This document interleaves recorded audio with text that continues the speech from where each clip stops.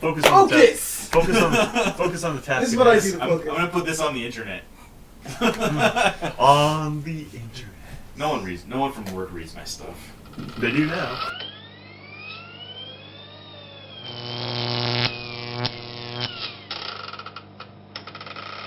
Alright, we're back for another episode of Crosstalk. I'm Tim. I'm Chris. And today we're talking about movies that you thought you wouldn't like, but you did. Yeah. We actually have a surprising number of movies that we Yeah, watched that we didn't. Like, I was surprised, to be honest. We were just spitballing, coming up with a list, and you know, we had a lot more on there than I think we might have thought. So I think this is going to be a good episode, guys. We're going to dig in, we're going to break down some walls, some For barriers. sure. And you'll see even with us that even though we do a lot of research and we typically don't go to movies that we don't think we're gonna like. Mm-hmm. Even we get outside our wheelhouse, or even We're just surprised by. We're just surprised by films constantly. Yeah. So Chris. Yes, Tim. Let's start with a movie that you watched, going in thinking you were not gonna like, and were pleasantly surprised by. I'll go with the I've talked about it before, Disney film live adaptation of Cinderella with Lily James. I'm not a super huge fan of Cinderella, the original cartoon and everything like that. I have a 5-year-old daughter. She of course loves it. Mm-hmm. But I got it was one of those. It's your turn to pick movies with significant other. Yeah. Let's go see Cinderella. I'm like, fine. I'm thinking in my head, I am not going to like this. It was amazingly good. I really enjoyed it. Lily James gives an excellent performance. Rob Stark doesn't lose his head in this one. Just all around an enjoyable film, start to finish. And, it's very whimsical. It's very... Kate Blanchett gives an excellent performance in it, too, as the sort of evil stepmother there. And it's a great little take on a classic film. And I'm going to jump off that. Okay. With another Disney live adaptation that was recently released. It is The Jungle Book. Nice. And for the exact same reason. I liked the animated classic, but I wasn't exactly enamored with it. It's fun. Like, I like Mowgli and Bagheera and Baloo and all that stuff. But I watched this movie, and I was surprised at how well paced it was, how engaging the voice actors were.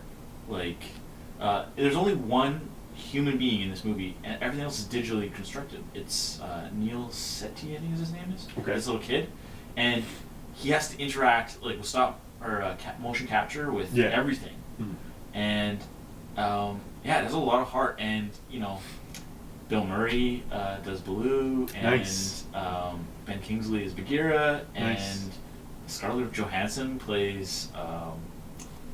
The viper. The snake. Shere Khan. Shere Khan's a tiger, right? It's Idris Elba. Yeah. Anyway. So they have all these characters that they play, and it's just really entertaining, and it also just really heartwarming. So I was surprised by that too. So good on Disney for bringing in. I hope Beauty and the Beast is not a It looks like it's going to be really good. I've seen the trailer, and it looks pretty amazing. And that one I really like. I've actually seen the musical, and the musical is fantastic. It's so good. I didn't think I was going to like that musical, but anyway, on the same sort of a page. Jumping into sort of a different genre, romantic comedy. There's not a ton in romantic comedy that I would say I've liked. I've kind of gotten opened up to that as I've gotten older to sort of give it a chance. But one of sort of the earlier ones that I was surprised by, that again sort of got dragged to, but really ended up enjoying and kind of opened my world a little bit to romantic comedies. 13 Going on 30. Yeah. Just a fun little. It's formulaic to be sure, but it's a fun little movie. It's got a ton of heart. Jennifer Garner is pretty adorable in it. Since I was born in '79, so since I'm a child of the '80s, I got a lot of the references and the Thriller dance and all those kind of things. It's just a fun little movie, and like I said, tons of heart. So I really enjoyed it, and then from there I started actually watching some more. There's a lot of ones that I say I didn't enjoy, but then you get you get the 500 Days of Summer and stuff like that you, which is I guess more of a drama, but even then, you know, you get opened up to. You start appreciating those types of films more. Right? Yeah, and so you get opened up to the genre, which is nice because there are a lot of gems out there. Right? Yeah, you know, and for me, on that same level, it's like that. But the movie that I always think of is Clueless. Right. And I remember being a kid and being drugged to watch this movie with my sister and her friends. Yeah. It was like me and like 4 girls, and I watched it. And, you know, I rewatched it a few years ago, and then I rewatched it again last year, and I was like surprised how much, which is kind of like a double take, because I liked it when I watched as a kid, but I was also trying to be, you know, a teenage boy and be like, oh, this is for girls, not Yeah, me. right, yeah. So I liked it, but I was like vehemently trying to not like it, and then I rewatched it and I was like, oh yeah, I really do like this movie. Right. And it's exactly the same reason. It has a lot of heart, it's really fun, it has great characters and, you know, strong female leads, it passes the Bechdel test. For sure. It is, it's just like, it talks about like Valley Girls and all that life, and it's such a great way. I don't know, it's just really interesting snapshot. Yeah, So, for sure. Yeah.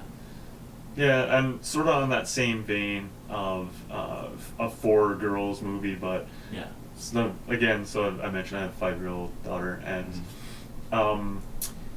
she loves, of course, Disney movies, and one that really comes to mind that I'm like, I'm probably gonna hate this, but she's gonna love it, and because it's the Disney princess thing, and Frozen, and Yeah. again, like. As a 30-some-year-old male, I'm, you know, not really supposed to like that. It's not for you. Society, yeah, I'm not its target audience, but man, I had such a great time with it, and I really like. Again, it's got a great message to it. I really enjoy the musicals are the music numbers are super catchy. Yeah. I almost find myself singing along to it too, and it's something that her and I can enjoy together every time it comes on. And so it's something we kind of bonded over, which is an extra added bonus, right? Yeah. But I did not. I'm like, I'm gonna hate this, but it was really good. Yeah, I'm a fan of it too, but less so. Like, I wouldn't say it's my favorite Disney movie, but which is totally fair. Yeah. But I did watch it, and I didn't hate it. I thought I was going to hate it, and exactly. It wasn't as bad as I thought. Yeah, for sure. And that reminds me of another animated movie that I just reviewed, and I thought I was going to like it, and I know it's a little bit of a cheat. But I liked it way, way, way, way more than I thought I was going to like it. And it's Kubo and the Two Strings. And I knew that it was coming out, and I think it came out around the same time that we were going to go see Imperium, and then we didn't get to see Imperium or this. Yes. And we ended up watching Snowden, right? Snowden, yeah. But it was so good. It was a really good movie. And it features, like, I don't want to explain the whole plot, but it's stop motion animation, but it's also digitally rendered as well as CGI, and you have such a hard time acknowledging. But my trained your trained artist eye, cinephile eye, looks at it, and I kept thinking, like, no, this can't be CGI. It has too much that human touch, too much that character to it. Right. And they actually, in the post credits, they show you how they constructed. Well, that's cool. Yeah. So not to ruin it, because you're probably gonna watch it at some point, but I totally am.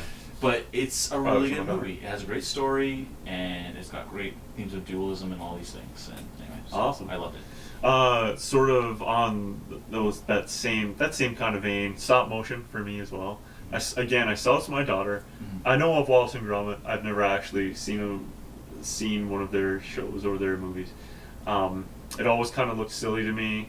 So when my daughter wanted to go see Shaun the Sheep, how good could this be? Yeah. This is stop motion sheep. How good can this be? It was absolutely riveting. There were I think there are about 2 lines of dialogue in the entire film, but it conveys so much heart and emotion. Like, I actually did at one point cry, and my daughter reached over and says, like, "It's okay, Daddy. He'll be all right. Everything will be okay." And I'm like, "How are you not crying?" But, so it's a funny little story to it. But yeah, I mean, it's one of those. Like I said, how good could it be? But I absolutely loved it. It was so good, like, such a good film. That's awesome. Yeah. You know, it's funny. It's funny with animated classics, because it seems like we're starting this conversation with animated movies, or specifically more like female-driven audience movies, but there are other movies like that. Yeah. And it kind of just shows right away that there are preconceived notions that we have that we carry through for quite a while. Yeah. And as we get, well, you and I specifically, but as we get older, we're a little bit more receptive to these kinds of things. Yeah. The next one that I was going to talk about, so I was in a long-term relationship with a woman a few years ago, and her mom really loves Jane Austen. Okay. And there's this movie that came out this year called Love and Friendship, which is a Jane Austen book, or series of books. It's like a combination of her, I can't remember what the character is, but it's a combination of books that she wrote. Okay. And Kate Beckinsale plays the lead in this movie, and it's really, really good. You're like, strike one. And I was like, no, I was so surprised at how much I enjoyed it, because like Kate Beckinsale usually plays, like action characters or. Yeah, she's been in some romantic films. But most often, like she's got a certain wheelhouse, type. Right? Yeah, which is fine. So she was in this like Victorian era movie, but it's a very satirical, witty. It's got that Jane Austen vibe to it, but it's very, very funny, and they put in these titles throughout to describe the characters as they're introduced. So it kind of adds that. Gives it more of a modern take. Right. Almost like more of a fourth wall break. Fourth wall break and all that kind of stuff. And it's, like I said, it's really interesting. Interesting. So, I haven't seen it, but it seems like I should check it out then. You should definitely watch it. Yeah, Love and Friendship. Huh, interesting. But just in that same vein that we've been talking about already, like that was the one that I, again, was really surprised at how good it was. Speaking of preconceived notions, I'll go with another one that's very much based in that the Evil Dead remake. And so I said did I think that I wasn't going to like it? I was I don't know, but I was very worried that I was going to hate it. Mm-hmm. I read there were mixed reviews on it, but not only that, I have such an attachment to the original, so I was worried that I couldn't get past that preconceived notion. But I really liked what they did something different with it for starters. They just didn't just remake it shot for shot, and yeah, it was interesting how they took the protagonist and then they flipped the protagonist, and then they had the whole like sacrifice thing. Like there's a lot of elements to the story that I think they served well, and it literally rained blood. I mean, how do you not like that? Yeah. Also kind of cool that the lead was like she was like recovering drug addiction or something. Like criminal drug. Yeah. So like the themes were really interesting. It was just it's a really it was a nice little modern take. I enjoyed it for sure. Yeah. Another one that I like just in that same wheelhouse of fantasy or horror or whatever you want to call it. I know this is more of a superhero, but not entirely. Is Chronicle, and I know again a lot of people have said that it's a really entertaining film. Yeah. But I went into it thinking, it's going to be really grim and like Blair Witch Project kind of vibe. Yeah, like and found footage usually. Found footage vibe. Yeah, it has a really good plot, and it was very well executed too. And it was very well executed for what it. Yeah, they did a lot with it. Yeah, they did a lot with the little for sure. Mm-hmm. Maybe not along the superhero, but an adaptation definitely. And something that's sort of different, did something different with the genre. Scott Pilgrim. Yeah. I read a lot of mixed reviews, and it didn't do that well in the theater, and I'd never read the source material, but I gave it a chance based on the fact that Edgar Wright directed it. I'm a huge fan of his. Yeah. And one of the websites I go through, it's, more people need to give it a shot and like it, even though the low score. So I did check it out, and I liked it so much that I bought it. But it's just fun. Like it's just fun. Like it's fun, but it's also, like I said, a great message, and it's got a ton of heart. Like I don't know what more you want from it. Like, really. Well, the thing is too is like the songs, the costumes, like everything about it. Everything is just perfect, like on point. Really well executed. It's a perfectly contained little movie. This movie that came out this year is called The Shallows with Blake Lively. Oh yes. And it's really, really engaging as a natural attack kind of film. It's about a shark. Right. So you think, okay, how can it do anything different than Jaws? And to a point, it does similar things to Jaws, but it uses modern technology like GoPro cameras to sort of describe that experience of like adrenaline seekers. And there's this young girl who's going out to a beach, and I think it's like somewhere in Mexico or somewhere, but she goes out there to have an experience reminiscent of what her mom did when her mom was pregnant with her. So it has kind of like this interesting backstory, but not so much that you know, Right. spending all your time on it, but just enough to get you into the story. And you watch the story unfold and see how she sort of deals with this shark attack that happens to her. And it's very naturalistic in its representation, unlike Jaws. Jaws is like so out there, but And Blake Lively does a really good job emoting that experience, which is kind of atypical of her as an actress. yeah, you know.